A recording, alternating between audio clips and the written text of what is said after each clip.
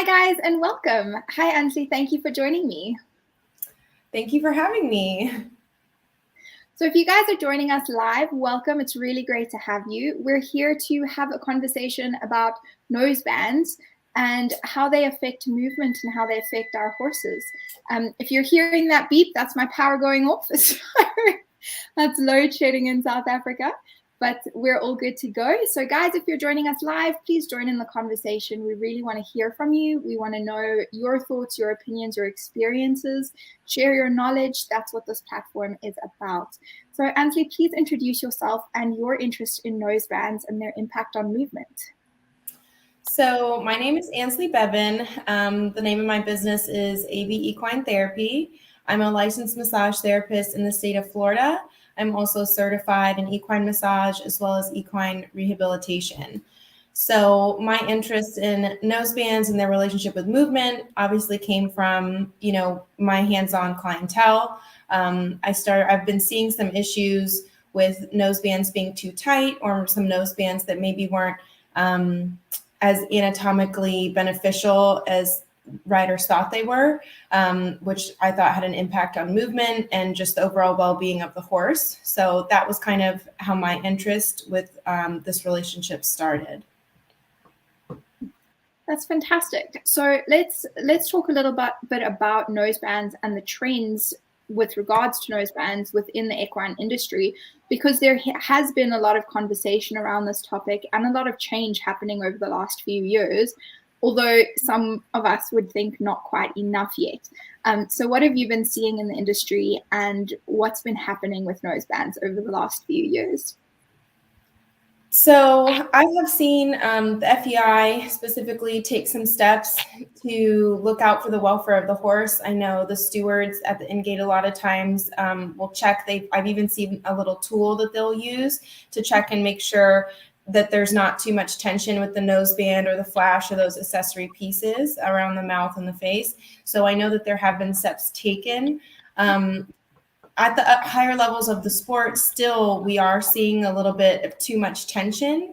And in my opinion, some of these trends that have marketed maybe a more fashionable nose piece is not necessarily anatomically correct for the horse, or it's not in the best interest for the horse anatomically. An example of that would be the drop noseband. I think a lot of people like it, and it's marketed to be a little bit more sleek. It's more fashionable. It kind of deletes the need for the flash or the extra piece, because the drop noseband is that piece. It's all one thing.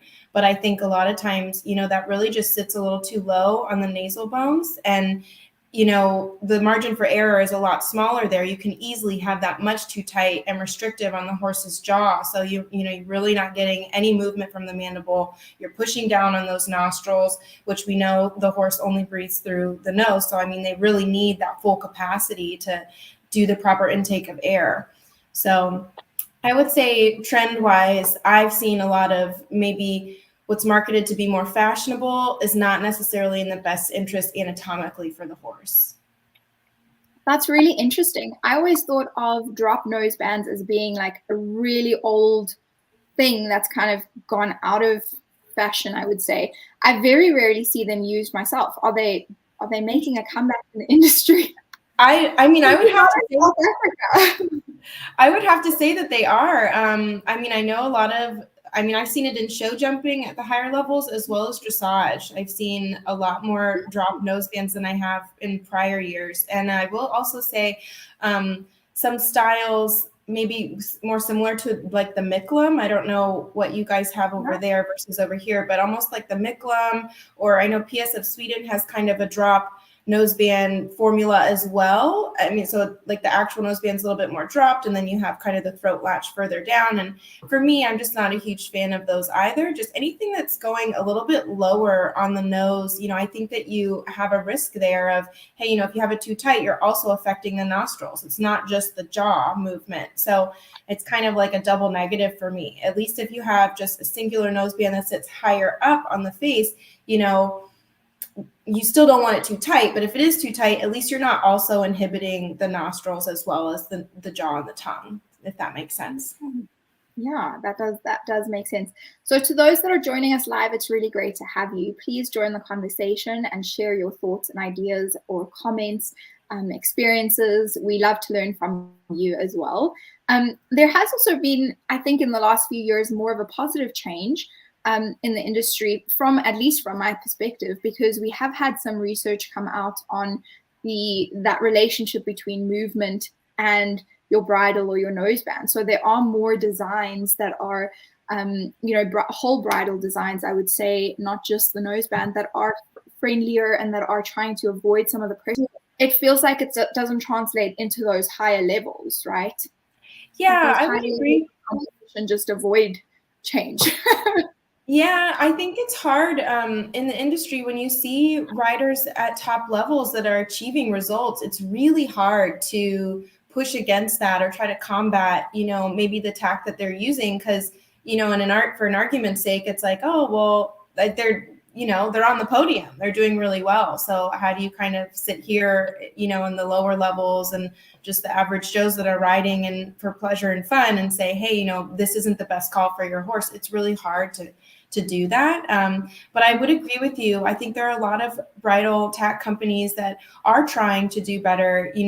They're doing designs that are maybe avoiding pressure points and facial nerves. They're doing, ear relief, things like that, pole relief, brow bands that maybe fit a little nicer over those facial bones. So I think there are a lot of companies that are doing it right. And we also have to take into consideration different breeds have different bone structure. So just because you see someone with their big, beautiful warm blood, that fits one way doesn't mean it's going to fit another horse the same way. So it might not even be in the cards for you to get XYZ bridle that you think looks so beautiful, because it's just not going to fit your horse regardless. Like, we have to take that into consideration as well.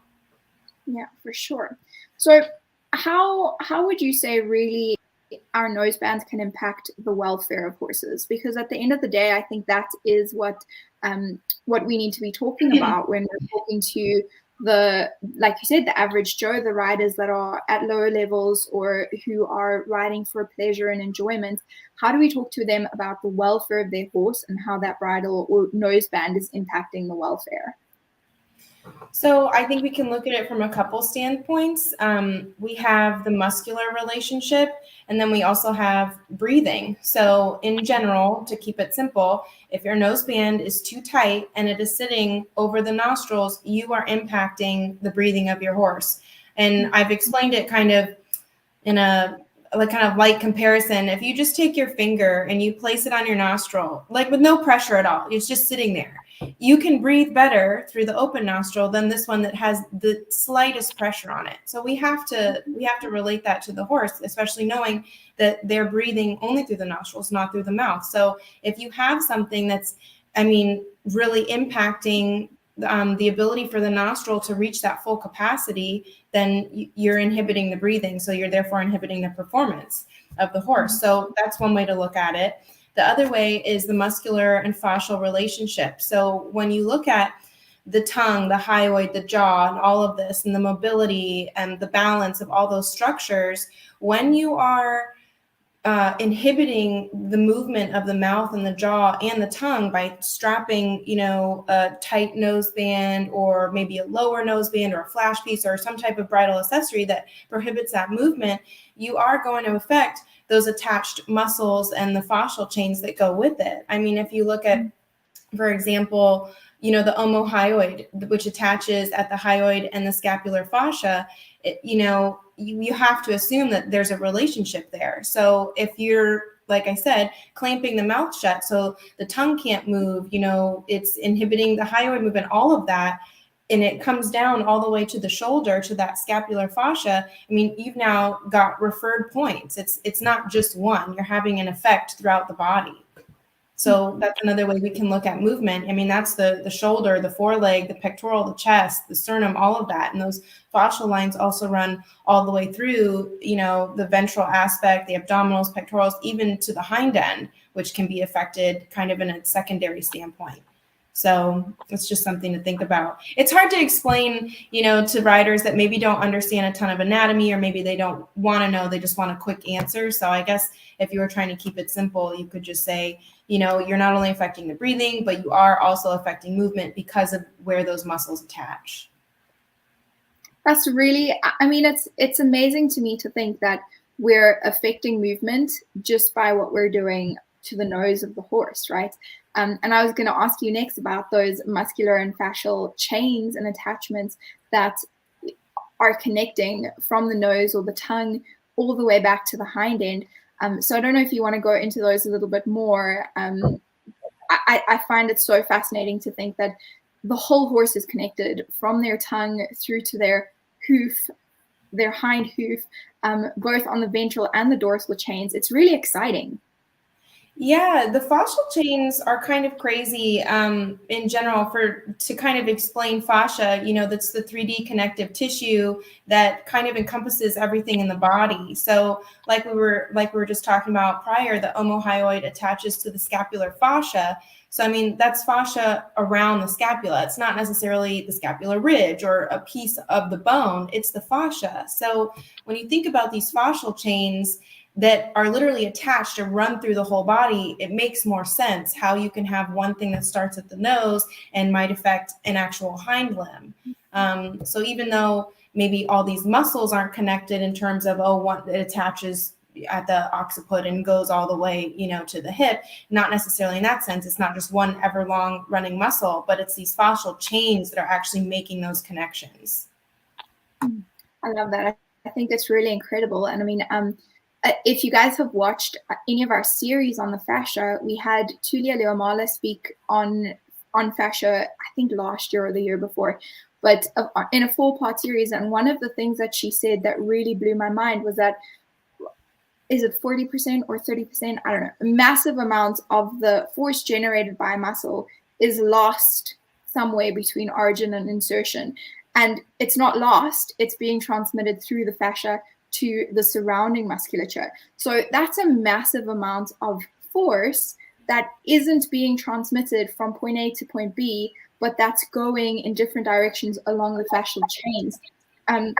And just from that perspective, the body was designed that way. That's not a mistake. So it's really exciting to think about what that means in terms of how contractions in the neck will affect contractions in the back because of the way that force is transmitted. It's one of my most exciting things. So I'm getting a little bit sidetracked. But I mentioned earlier that there has actually been research that's looked at how nosebands and bridles affect movement. Are you familiar with any of that research? I haven't seen any of the peer-reviewed studies or anything like that. I mean, I've seen some of the individuals that have done research on it. I think you featured some on this platform, actually. So I think her name's Callie from Vet Physiophile. She's got a great blog, talking about hyoid and the tongue and those bones and relationships. And then I think Alexa Linton has also done some blogs and her own individual studies from more of an osteopathic standpoint. But in terms of actual research, like I said, peer-reviewed, those types of studies, I don't. I mean, I'm super interested. I would love to get those links from you. I should have prepared them. I know there are a few because I've seen them, but I haven't actually put them together. So now it's time for me to do that. I guess I'll go collect those and share them with you guys after this. But I think that's really important for us as well, is that when we get research that is showing that relationship, that's a big draw card for us, or a big tool that we can use when we're communicating with clients and trying to share change with them. Because when it comes to performance, that's really important. How is the movement changed? And that's the hard thing again, right, Ansley? Because these top performing horses are performing well despite having restricting nosebands or restricting tack. So it's a little bit, that's a little bit difficult to navigate, but it's still true. We need to find our way through that. Yeah, I would say your biggest argument is typically proof and performance. Like you're saying, if you have something concrete to show them, people are more willing to listen.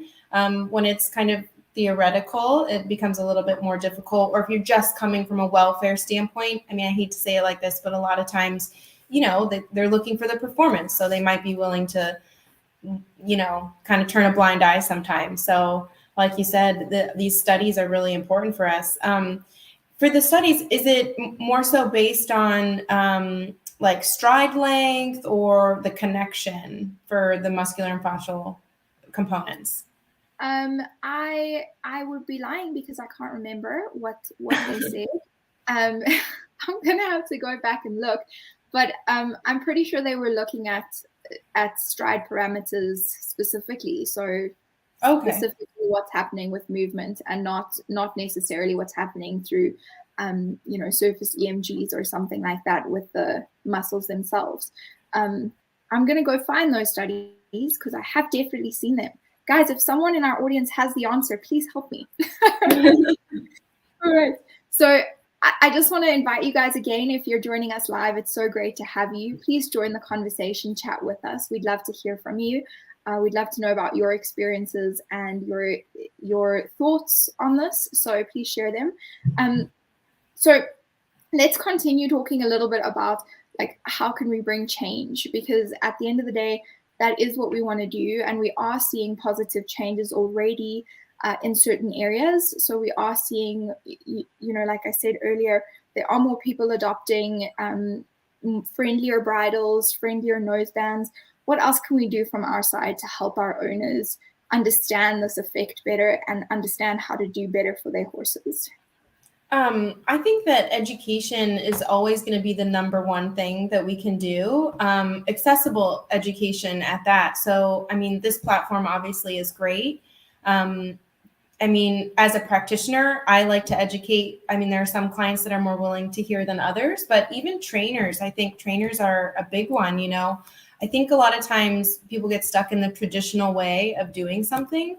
So, I mean, this new research that we have and these new things, this new knowledge, the things that we know now, we didn't know before. So, I mean, education is key. I think that a lot of people they don't know what they don't know, if that makes sense, or they don't know where to find the information. So, blogs or influencers or educational platforms or seminars, webinars, things like that.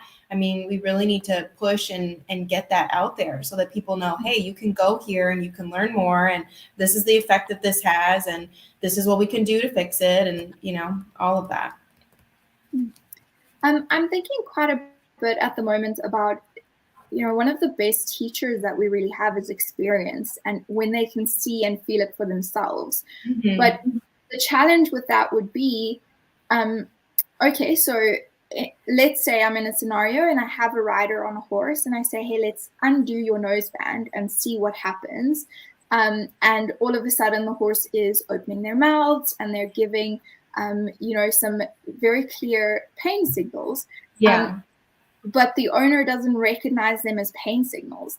Then they're just kind of connecting it to bad behavior, right? The horse shouldn't be doing that. They're resisting. They're doing this or that. So education needs to then begin like a level earlier. Well, yeah. What is this horse really telling you? What is really happening here? So there's a lot of layers to kind of unpack when we're sitting there. But I feel like one of the best ways we can really get people to understand this is to, like you said, through trainers. If we can get trainers on board, because they're the ones who can teach a softer feel, right? Well, what happens if you do a little bit more? Does that reaction from your horse change? So I think that might be a strategy to think about that hopefully won't backfire.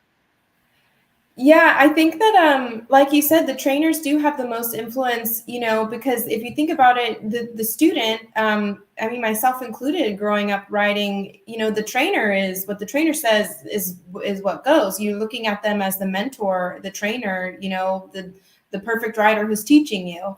So I think that that's a really key aspect. And like you said, the pain responses, I mean, you do have to start early. I mean, there's a whole foundational level of education that goes from the pain responses that people just don't know about. They say, oh, my horse is fresh. Oh, my horse is, they're just in a mood today, or they're girthy, or this and that. They don't know, hey, these can be indications of deeper things. And these are maybe some of the things. So it's like you said, education needs to start from more of a foundational level.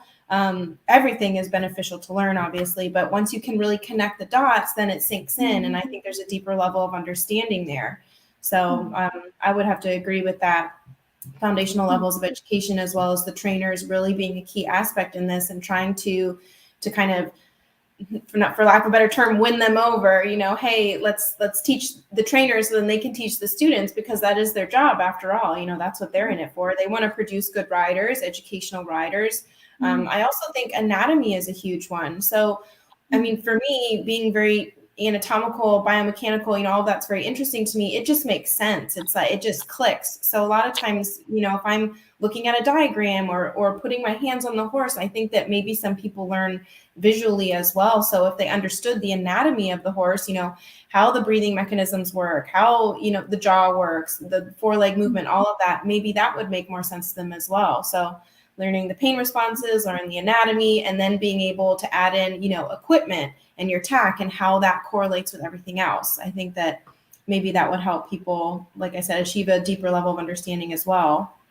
Yeah, I like that. And if we're thinking about kind of long-term change in the industry, then we should be targeting kids doing this, right? We should be doing some workshops and things with kids, pony clubs, holidays. We need to get in there, and we need to be teaching them what it looks like when their horse is saying something to them that they need to hear and that they need to be aware of and listen to. So I think that's quite exciting. I mean, from my own experience, it was a trainer who first said to me, "Get rid of this noseband. You don't need it." And I never went back to that. I think for as long as I rode with bits, after that trainer worked with me, I never used a noseband on any of my bridles, and then transitioned to bitless. And that's a whole nother thing to consider, right? How is the bitless bridle sitting on the nose? Because some of those designs are also not really great over the nose and over the face. So that's a whole nother area to think about. What was your personal experience kind of understanding how to use nosebands with your own horses? So my story is a little bit similar to yours. I never really questioned it growing up. I didn't really question the equipment. I just tacked up the horse the way that the trainer told me to. I used the tack that was that horse's tack. I never asked, why does this horse have a figure 8 noseband? Why does this other horse have a flash? Why does this horse have no additional noseband features at all? It's just the one noseband. I don't think I ever grew up riding a horse that was bitless. That was new to me. Only about a year ago did I kind of really have my eyes open to that whole world and transition my own horse to bitless. So I kind of just went with the flow. Same thing with bits. If my trainer said, listen, you need to use this gag bit or this elevator bit, or a bit with a port, or, something with a shank. I didn't question it. I didn't question the mechanics. I just did it. I was a student. I was doing what I was told. It was only until, I really started branching out into this career and, into equine rehabilitation and massage therapy, and really understanding those connections. And hey, this is how the horse moves when they have this bit in their mouth or this noseband, and how that correlates with the tensional patterns in the body that I'm then feeling and treating. So it was only then did things really change for me. I think that, like you said, the bitless aspect, you're right. I mean, even there, you do have to be careful, because where does that noseband sit? What is the material? I've seen some really harsh kind of rawhide that, that can't be comfortable for the horse, even if you don't have kind of an accessory that's too tight. In general, how that sits, isn't going to be great. Like I was saying earlier about different breeds having different anatomical features in the face. Even that. So I've tried a couple bitless bridles with my horse, and they just don't fit, where his little bony thoroughbred face, he's getting rubs on the side and this and that. And I'm like, well, this one doesn't work. So, on to the next. But in all reality, you think, oh, this is a very cushy bitless bridle. This will be really nice. And it just didn't fit at the end of the day. So no matter like how high or low or tight or loose, it just wasn't right for his facial structure. So it's just something we really have to keep in mind. For sure. I've tried a few different bitless designs, and some of them are horrendous. And maybe it is just the fit on my horses. I have a few, but it's terrible. Like one of them will go right into their eye. It's so far forward. Yes.